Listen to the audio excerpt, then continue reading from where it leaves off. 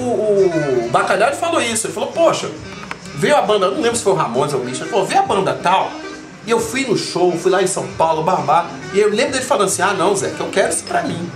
Então essa expressão do Bacalhau, de certo modo, resume muito uma ideia que eu tive num período da minha vida, tipo, cara, é isso que eu quero, velho, sacou? Quando você tocava com o cabeleireiro? Não, antes de tocar com o cabeleireiro, muito antes. É isso que você quer, velho. Você quer ver de rock, sacou? Você quer ver você quer estar naquela putaria toda que você tá vendo na televisão, entendeu? Porra, tu liga lá, parece Fábio Massari entrevistando os caras, Fábio Massari inteligentíssimo, e aí os entrevistados mais inteligentes ainda, você fala, porra, o cara tá lá, velho, sacou? E quando me chamaram pro câmbio, essa situação ela meio que se apresentou pra mim no primeiro momento. E é muito doido, cara, é muito doido. Isso eu devia ter uns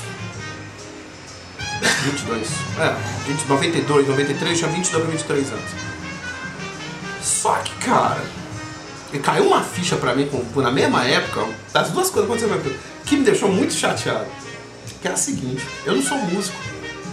Engraçado que eu acabei de falar no começo da entrevista, né? Mas eu não sou músico. Não sou músico. Tipo, você saca que você não entra numa parada dessa na base da loteria, não existe essa loteria. Quem falou isso um dia desse foi o Foca do Bojerião. Ele falou, Zeca, não existe negócio de banda estourar. Não existe mais isso. Sacou? Isso é o tipo da coisa que acontece uma vida na outra morte. Quem é que tá no circuito sempre, cara? É que nem o Sarney. Se você for ver, pegar os últimos 30 anos, as figuras que estão botando pra fuder na música estão no mesmo lugar. São produtores, são músicos profissionais, músicos de estúdio. São figurinhas da cena que estão lá, velho, não saem.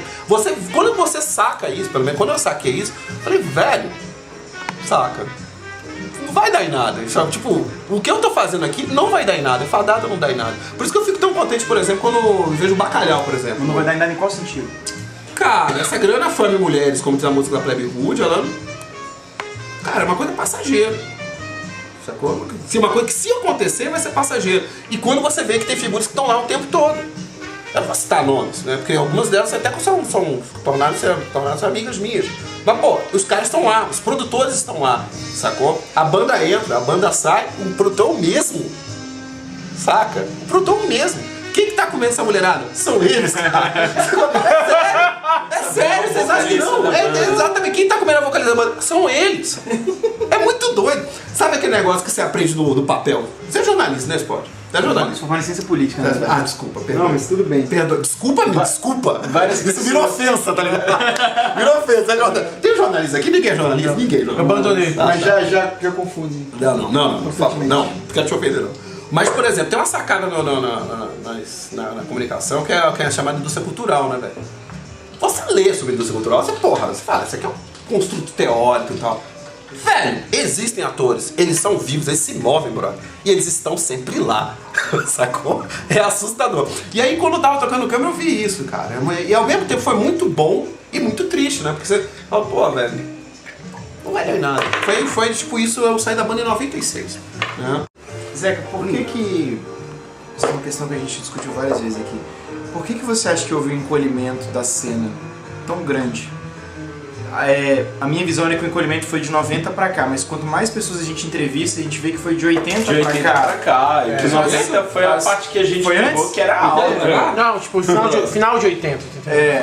Porque assim, eu achava que 90 já era uma coisa assim, já era o auge. Estrondosa. Mas não, 90 já era. Caindo. Por que você acha que teve um encolhimento tão grande da cena? Vamos dar uma de chato, né? Vamos dar uma de chato. Velho. Aí eu vai falar que eu sou um bêbado chato, mas... Não. Cara, anos 90, velho. Sim, senhor, você vai ter uma cena forte. Porque, tipo, te explico. Cara, vou te perguntar uma coisa. Legião Urbana, antes de sair de Brasília, meteu 600 pessoas em algum lugar aqui em Brasília? Eu acho que não. Eu posso estar errado, mas eu acho que não. Eu acho que não. Legião, Plebe, são grandes bandas, respeito todas elas. Muito mais da Plebe Hood, inclusive. Mas eu acredito que antes dela sair daqui, não. Sacou? Então, tipo, o que eu tô te falando, Daniel?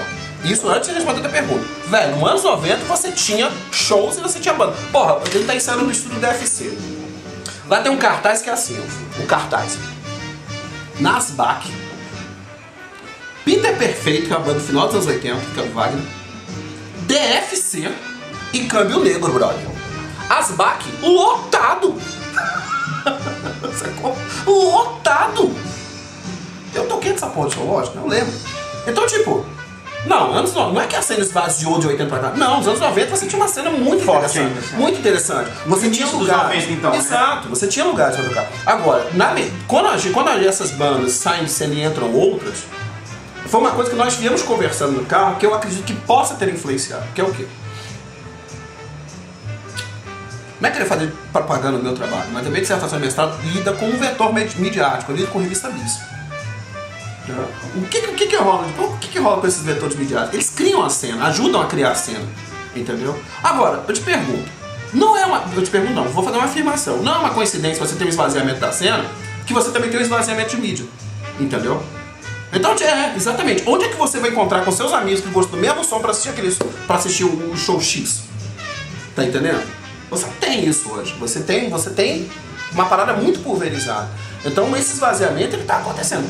Por um outro lado, ao mesmo tempo que acontece esse esvaziamento, rola uma cagada de pau de uma boa parte dessa galera. Eu tava tocando com o Succulent Fly, também outra banda do caralho, que eu toquei também em várias situações que eu gosto muito. Mas eu tive uma briga, né? Lógico, com o Anderson por conta disso. Falei, velho, vamos pegar essa banda aqui, vamos queimar umas músicas na internet, vamos tocar no sul do país, vamos descer pra Argentina, vamos pra tal lugar. Pô, tu trabalha no governo que nem eu, não é? Tira umas férias, vamos lá. Ah, não. Tem cena. Só que a cena hoje, o Spot, ela tem uma sacada óbvia. É uma cena globalizada. Você vai aonde tem público. Mas aí quando a gente conversa isso é porque é o seguinte, cara. Os caras falam, sei lá, show pra 600 pessoas, mas acabou de ser feito. Cara, a gente vê as bandas, né? As bandas hoje em dia, as bandas femininas faziam parte. Cara, o nego pena pra botar 120 pessoas no lugar. Pô. E vocês contam histórias de banda de 600 pessoas assistindo o primeiro show da banda, a gente fica horrorizado, tá ligado? Em 90, você ainda tinha um foco da mídia aqui em Brasília, você acha? Assim, no início talvez, né? Mas... Ah, não, já respondi. Realmente, quando a mídia começou a cair, que foi em 95, 96, foi quando a cena efetivamente começou a esvaziar. Porque no início dos anos 90 a cena ainda era forte, como você falou, né?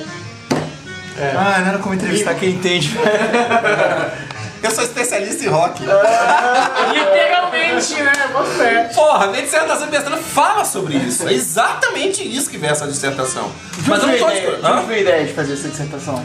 Cara, foi de várias fontes, mas uma delas foi uma grande amiga minha da UNB, que falou assim, Zé, você pensa em fazer mestrado? Eu falei, não. Tanto é que eu era da sociologia, eu fugi da sociologia, porque eu não queria fazer mestrado, doutorado, essas porra todas. E fui pra história, porque eu sempre gostei de história e eu queria lecionar, queria ser professor.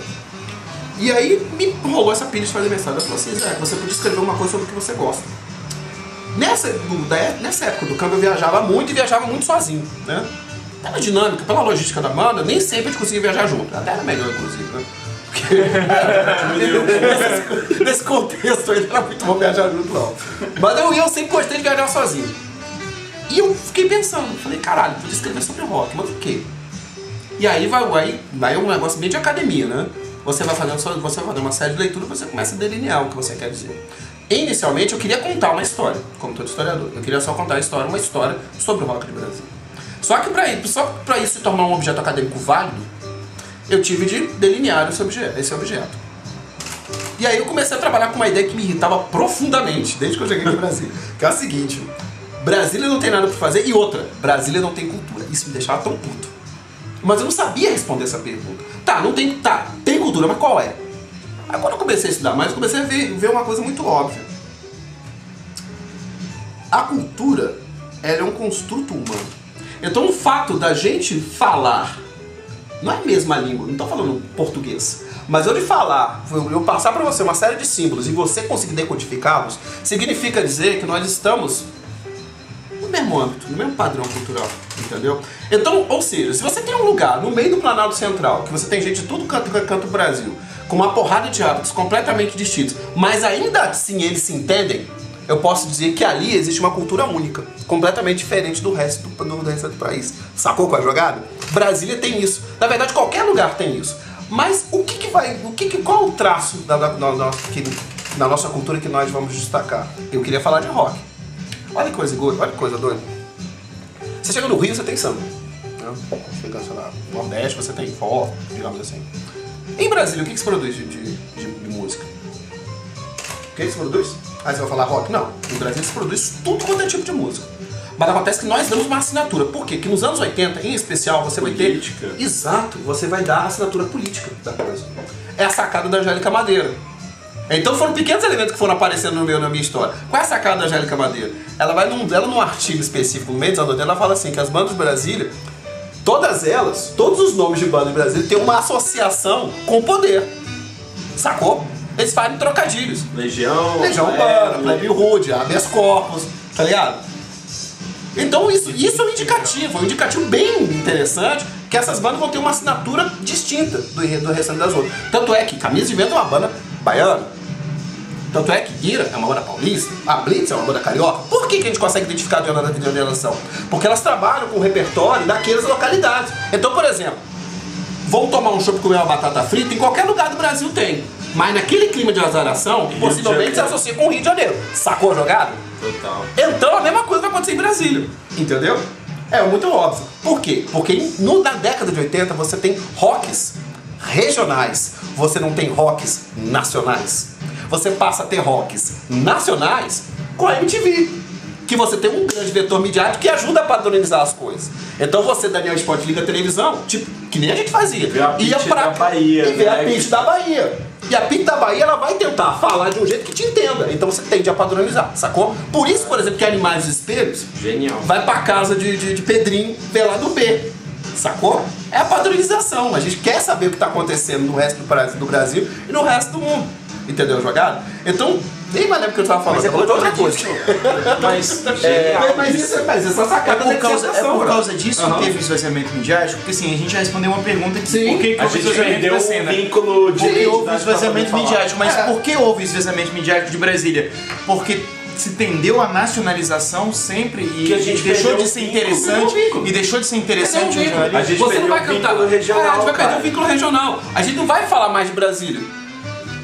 Você vai falar sobre Alguma a sua banda vida, mas fala de não tem Brasília? nada a ver com Brasília, Sacou? de verdade. Você vai falar da tua vida que tem a ver com doido lá do outro lado do mundo. E você vai tocar lá pra ele. Caralho, gente. Agora, você precisa tocar lá pra ele? Não. Uma das características da globalização é a desterritorialização da cultura. Sim.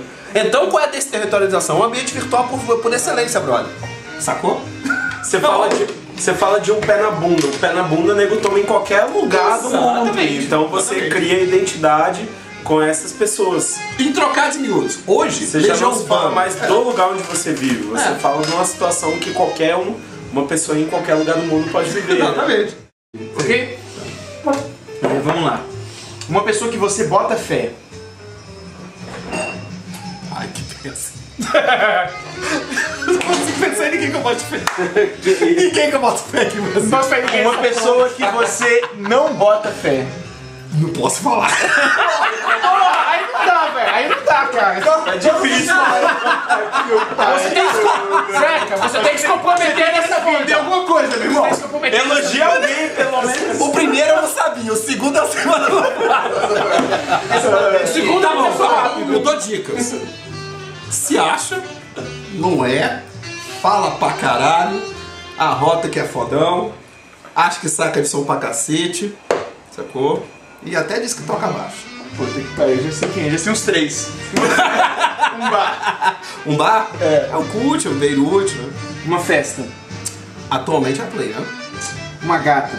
É minha mulher, pô. Outra gata, né? Outra gata, pô, peraí. Outra gata. Minha mulher é essa porra. Outra gata. Minha mulher é bonita, pô. Minha mulher é bonita. Uma banda. Ai, meu Deus. Baixa o HD. System of Mercy. Uma banda Não, de Brasília, velho. Ah, tá. Tá, vai. Não. Sem ser a sua. Outra. Qual outra? Tem dois tipos de banda em Brasília. Essa que eu toquei.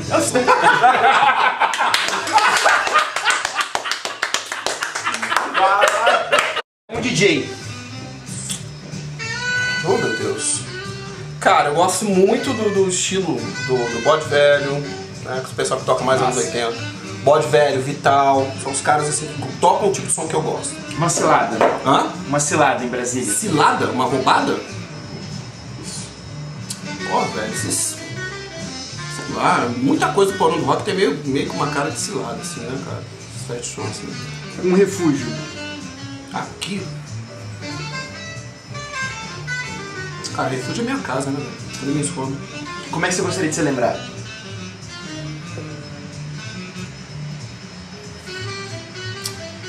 Aquilo que nós falamos, você deveria se lembrar com alguém que deixou uma assinatura no que fez. Sempre tinha essa pilha da assinatura, sabe? Porque, por exemplo, as bandas dos anos 80, elas não tinham pedais de baixo, sacou? Elas tinham pedais de guitarra.